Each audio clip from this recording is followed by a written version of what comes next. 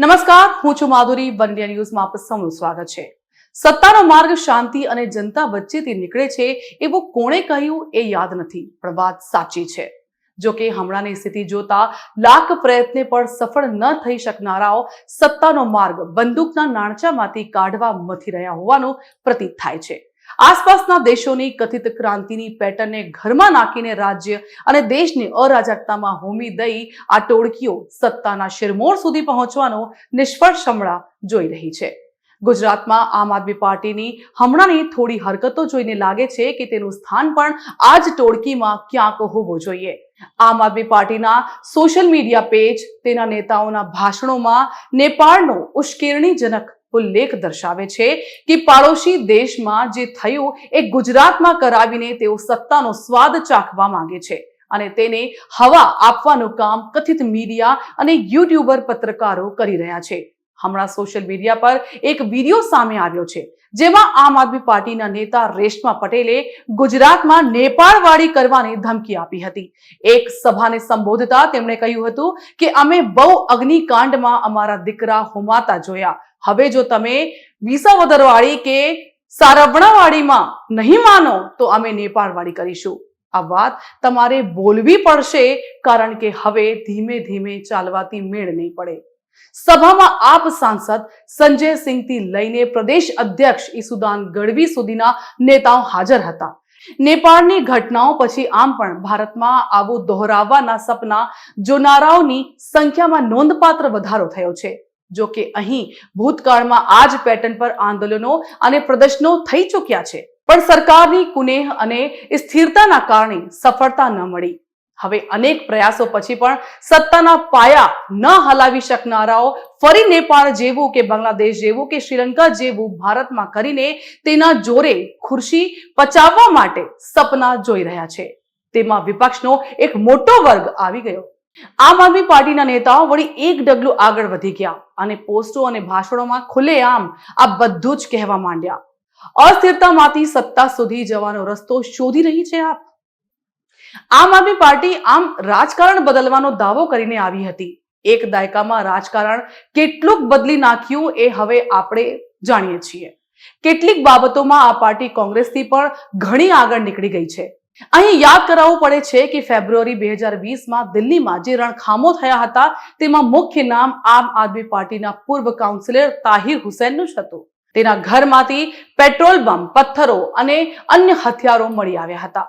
મુસ્લિમ ટોળાઓને ઉશ્કેરીને દિલ્હીમાં અરાજકતા ઊભી કરવાનો ફાળો પણ તેનો જ હતો અને આ રણખામોનું મુખ્ય કેન્દ્ર પણ તેનું ઘર હતું. ગુજરાત પર આવીએ તો અહીં આમ આદમી પાર્ટીએ પગ પેસારો તો ઘણા સમય પહેલા જ કર્યો હતો, પણ ગંભીરતાથી કામ કરવાનું 2022ની વિધાનસભા ચૂંટણી પહેલા શરૂ કર્યું. જો કે આ ચૂંટણીમાં બહુ કાંઈ કાઢી લેવા જેવું પ્રદર્શન કર્યું નહીં. 5 બેઠકો જીતી, પણ એ તમામ ઉમેદવારો પોતાની રીતે જીત્યા. તેમાં પાર્ટીનું બેનર સેકન્ડરી થઈ પડ્યું હતું. પછી પણ આ પાર્ટીએ સતત ગુજરાતમાં ગમે તેમ કરીને સક્રિયતા જાળવી રાખી છે, પણ ધારેલી સફળતા મળી નથી.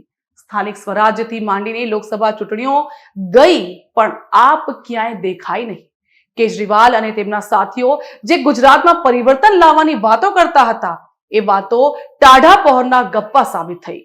તેમની સાથે મીડિયાનો એક મોટો વર્ગ અને યુટ્યુબરની આખી જમાત છે, છતાંય સફળતા મળી નહીં. એટલે હવે અંતિમ માર્ગ અપનાવ્યો હોય તેમ લાગે છે. ગુજરાતને અસ્થિર કરીને તેની તક લઈ સત્તાની ખુરશી સુધી પહોંચવા માટે એક જ પાર્ટી, વ્યક્તિને કે સંસ્થાને રસ હોય એમ નથી. ગુજરાત એવી એક વ્યક્તિનું ગૃહ રાજ્ય છે જે હાલ ભારતના રાજકારણના કેન્દ્રમાં છે. તેને હરાવવા માટે તેના ગૃહ રાજ્યમાં તેના પક્ષને નબળો પાડવા જરૂરી છે. એ આખી ઇકોસિસ્ટમને ખબર છે. ગુજરાતમાં અશાંતિ સર્જાય, ગુજરાતમાં અરાજકતા સર્જાય તો તેની અસર દૂરોગામી થઈ શકે છે. તે પણ તેઓ જાણે છે. તેઓ એ પણ જાણે છે કે ગુજરાતમાં ભૂતકાળમાં જ્યારે અસ્થિરતાનો માહોલ સર્જાયો ત્યારે વિપક્ષો સત્તાની વધુ નજીક પહોંચ્યા છે. જો કે તેઓ સત્તા સુધી ન પહોંચી શક્યા. તેમાં ગુજરાતીઓનું શાણપણ અને ગંભીરતા મુખ્ય કારણો છે. મોદી પ્રત્યેનો લગાવ, મોદી સાથેનું જોડાણ એ બીજું કારણ થયું. રઘવાઈ થયેલી આમ આદમી પાર્ટી અને તેના વચોટિયાઓએ કોઈ પણ ભાગે ગુજરાતને અસ્થિર કરવાના સપના જોઈ રહ્યા છે. ગુજરાતને ભડકે બાળવું, યુવાનોને ઉશ્કેરીને રસ્તા પર ઉતારવા અને સરકારને ઉખેડી ફેંકવાની વાતો કરવી, આવી વાતો કર્યા સિવાય આ ટોળકી કશું જ ના કરી શકે તેમ છે. અને ન તો તેમનાથી થાય એમ છે, કારણ કે આ ટોળકી પોતે કશું કરવા નથી માંગતી. તે એક વર્ગ અને યુવાનોને ભડકાવીને તેના દ્વારા પોતાની અસીમિત ચડ સંતોષવાનો પ્રયાસ કરી રહી છે. આ ટોળકીમાં કામ પણ વહેંચાયેલા છે. પહેલા નેતાઓ નેપાળવાડી કરવાના અને રાજ્યના યુવાનોને રસ્તા પર ઉતારવાના નિવેદનો આપે છે. ત્યારબાદનું કામ આ યુટ્યુબર ટોળકી ઉપાડી લે છે.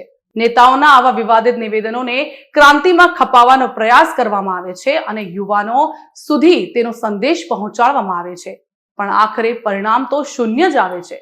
તેમ છતાં આ ટોળકી હિંમતભેર પોતાનું કામ સતત ચાલુ રાખે છે.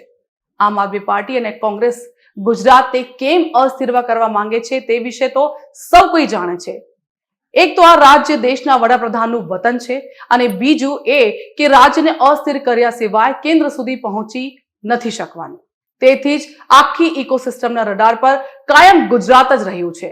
તેમાં આમ આદમી પાર્ટી પણ પોતાનો ફૂલ નહીં તો ફૂલની પાંખડી જેટલો ફાળો આપતી રહી છે અને આવા ઉટપટાંગ નિવેદનો આપીને અરાજકતા સર્જાવવાના નિષ્ફળ પ્રયાસો કરતી રહી છે. હમણાં રાહુલ ગાંધીએ સોશિયલ મીડિયા પર કરેલી પોસ્ટમાં જેનઝી શબ્દ વાપર્યો. તેમણે દાવો કર્યો કે જેનઝી દેશમાં બદલાવ લાવશે. તેમણે કહ્યું કે તેઓ વિદ્યાર્થીઓ, યુવાનો અને જેનઝી સાથે ઉભા રહેશે. એવું પણ કહ્યું કે જેનઝી લોકતંત્ર અને બંધારણ બચાવશે અને વોટ ચોરી રોકશે. આ શબ્દ પહેલા ક્યારે નથી વપરાયો. નેપાળમાં જે થયું એના પછી ઉપયોગ એ સંયોગ નથી, બલ્કિ વાસ્તવમાં પ્રયોગ છે. ભારતની બહુમતી પ્રજા અને ખાસ કરીને યુવા વર્ગ ખૂબ જ સમજદાર છે. તેમને મોદી સરકાર પર પૂરેપૂરો વિશ્વાસ છે. આ ભરોસો દિન પ્રતિદિન વધી પણ રહ્યો છે. ચિંતાની વાત એ નથી, પણ જ્યારે દેશના અમુક લોકો દ્વારા દેશને અસ્થિર કરવાનો પ્રયાસ થાય તે ચિંતા વધારે છે. વધુ માહિતી માટે આપ જોતા રહો વન ઇન્ડિયા ન્યૂઝ.